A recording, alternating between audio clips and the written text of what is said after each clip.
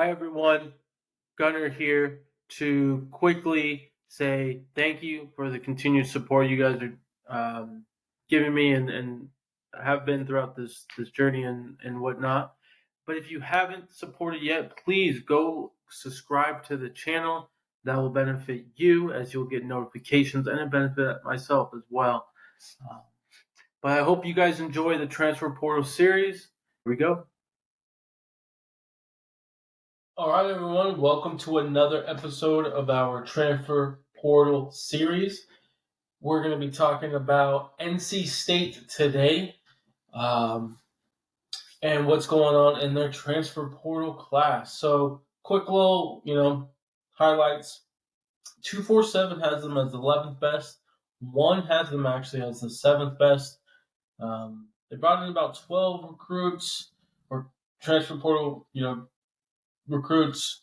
Um, didn't really, I would say, focus on both sides of the trenches. Looks like just two offensive trench guys. Definitely brought in a QB, a tight end, a couple running backs, a couple wide receivers, some DBs.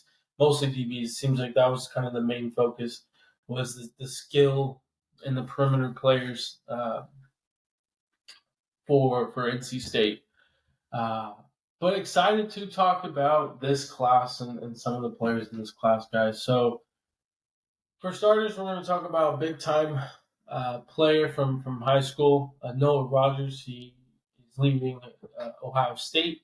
He redshirted last year, top 60 player, high potential. If you're again getting recruited by Ohio State at the wide receiver position, especially lately with Hartline there, you got game. So it seems like he is going closer to home and to be with the family and whatnot. And I think he could be a stud in the ACC, um, especially with the QB that they have. I anticipate Noah Rogers to play right away his sophomore year. He, again, like I said, he redshirted, didn't play any snaps. So he's going to be a baller, in my opinion. Next guy we got here is Jordan Waters. So he is a running back from Duke. And he's got over 300 carries, 22 career TDs, and can be used in the passing game. He has some catches and some yardage there. I think this guy is he's a one and done, obviously, but he's somebody who's not afraid of contact. He's gonna solidify that running back room and definitely start right away for NC State. Knows the conference well, so not afraid. Next guy we got though is a big weapon, I think, for tight end. The tight end position is Justin Jolly. Comes from UConn. He can stretch the field, 6'3", 230. Solid at the run and pass game. And this is kind of what you are always looking for in an offense. If you can get a versatile tight end in this game, that's play action, right, and stuff like that. So, I mean, as a prospect, he was a 2-star, and this guy's just a hidden gem, right? Went to UConn, did his thing, and now he's going to NC State, higher up level, somewhat of talent, competition, but he's gonna dominate.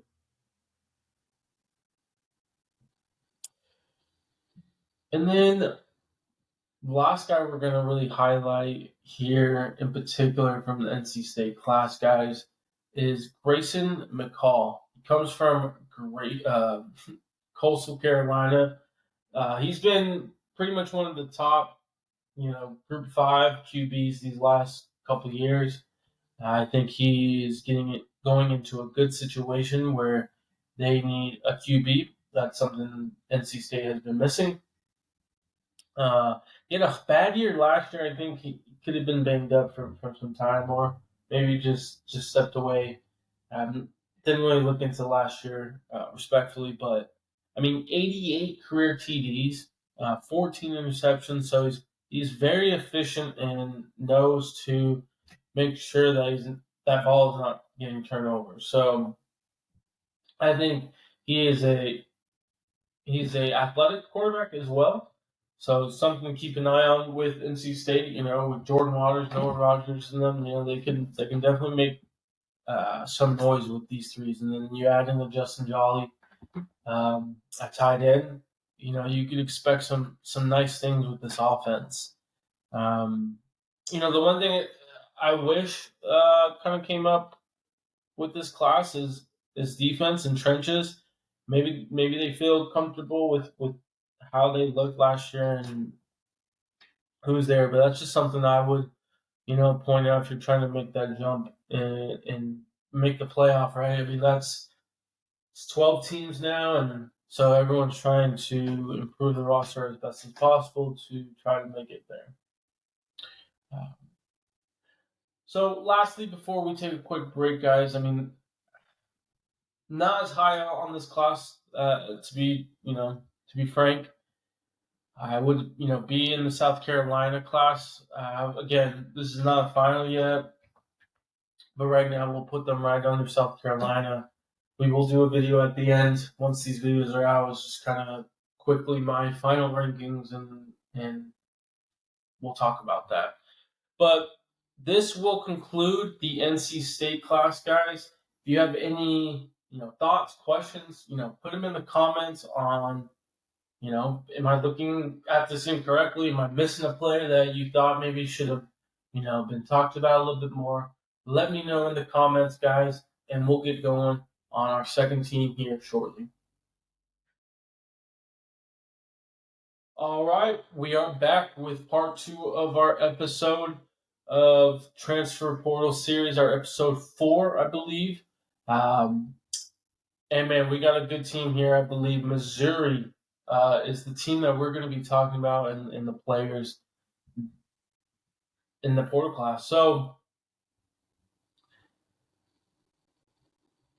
with this class, we're going to start off with the big boy. Apologies, looking at some Caden Green from Oklahoma, a highly rated tackle. Last year, top 100 player, high upside. Again, was the top tackle, pretty much, in my opinion. He goes back home to Missouri, and he's going to be starting right away for them, 6'5", 316. He's going to be, the perennial tackle, somebody that's going to hold the edges, and I think that's key in the SEC, man. If you can get a top tackle out there, ask a Darnell Wright, how that feels. So, big piece, high upside, don't have the production, but I think he's going to fit in perfectly with that roster. Next guy is a Darius Smith from Georgia. Edge, 6'5", 240, as you can see. Highly recruited, needs a spot to play. And to that effect, right, he obviously cannot go on the field with the edge rushers they had. So, which is somewhat surprising because they play a 2 to 3 deep kind of rotation from what I've been told at Georgia. So, I'm interested, right? He has high potential. Hasn't been on the field though, so how is he going to look? And that's the good question mark. Mizzou just lost their DC too, so I'm interested to see how this defense in general is going to look for Mizzou. But I think they're going to be fine especially with a guy like this, Torino Pride from Clemson. DB, 5'11", 190, plays inside and outside, could probably play some safety as well. He was in rotation, highly recruited and talented man. This kid's got high talent. So if you can mold this man into, the next corner, your next safety, pair him with the Darius Smith, that can do some things. I know Mizzou was very aggressive last year, so I'm interested to see, again, that they keep that style, which I think this will bode well for a Torino Pride. I mean, this guy's very instinctive, in my opinion.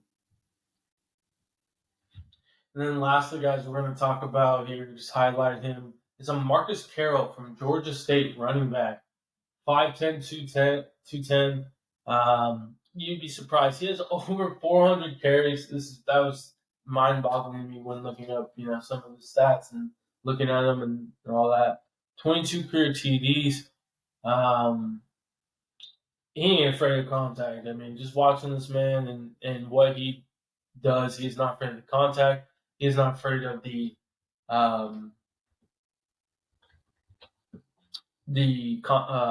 ball. Excuse me. So interested to see how he fits in it. I think he's going to be a rotational piece, but I mean, like I'm saying, I mean, this guy's just going to want the ball every time he can. So, and then they got some other guys. I mean, some guys that we haven't mentioned is a Corey Flagg, right, coming from Miami, a linebacker. Chris McClanahan, hopefully I'm saying your last name right there. D lineman from Florida, big man. So they definitely, the focus was the defense, and that's something that I always like. You know, you could make an argument and hope for more wide receivers or whatnot, but or just perimeter players, but they play like a smash mouth type of offense where they're not throwing the ball too crazy. They're definitely running the ball and just being efficient in the passing game. So really do actually like what they've done with this overall class. Real quick, 247 had them as of the 12th best. One has them at the 9th best. I mean, this is no disrespect to NC State, but I like this class better than NC State's. So, I mean, just right there, I put them above NC State. Probably, I mean, just looking at South Carolina again, I guess. I probably lean Missouri over South Carolina. I would like to see the class again. Once we do that, as I've always been mentioning, but this is a class that this is a sneaky class, and I think there's classes out there or still out there, obviously, that is sneaky. So, so we're gonna update that real quick, guys. That will conclude our episode 4, though, overall for our transfer portal series. Somewhat of a shorter one, so apologies for that if you're looking for a bigger one. We'll start again pretty much next week. Starting next week, we're going to get more, deeper into these classes a little bit more. And then just a reminder, we're looking to have some guests on next week regarding Wisconsin. Got some guys from the Cheesehead Chatter, some good buddies. We're going to talk some shop there with how they're looking. So always appreciate the support, guys. If you haven't subscribed, please go subscribe. But hope you enjoyed. Have a fabulous Thursday. Have a fabulous weekend, guys. Peace.